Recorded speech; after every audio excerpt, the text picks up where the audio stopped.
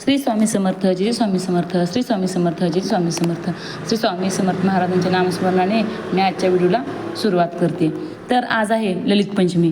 माफ करा मित्रांनो आणि मैत्रिणींनो, व्हिडिओ टाकायला थोडासा लेट झाला आहे, कारण काल व्हिडिओ टाकला असं तुम्हाला आतापर्यंत सगळं कळलं असतं. तरी पण आज जर तुम्ही माझं पाहत असाल, माझा व्हिडिओ ऐकत असाल, तरी पण तुम्हाला त्याच्याविषयी कळून जाईल.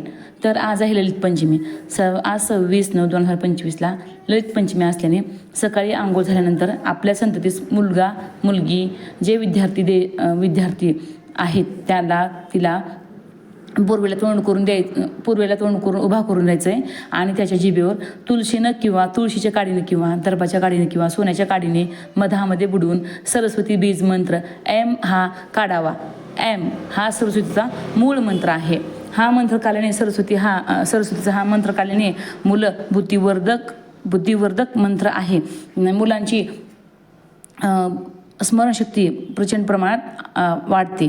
तर तुम्ही मुलांच्या जिभेवरती आज संध्याकाळपर्यंत कधीही एम हा शब्द काढू शकता.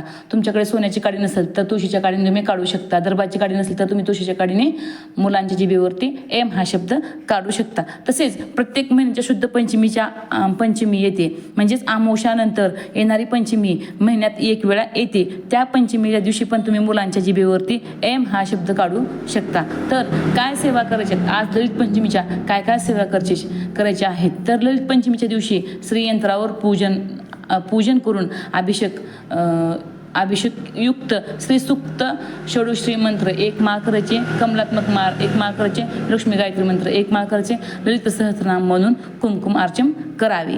अश्विनी शुद्ध पंचमीच्या दिवशी प्रत्येक पालकांनी आपल्या मुलांच्या जिभेवर सरस्वतीचा बीज मंत्र दर्भ किंवा सोन्याच्या काडीने मधात बुडून काढावा. त्यामुळे मुलांच्या जिभेवर सरस्वती देवीचा वास राहतो व अभ्यास चांगला लक्षात राहतो. तसेच सरस्वतीची किटचे पूजन मुलांकडून नक्की करून घ्यावे.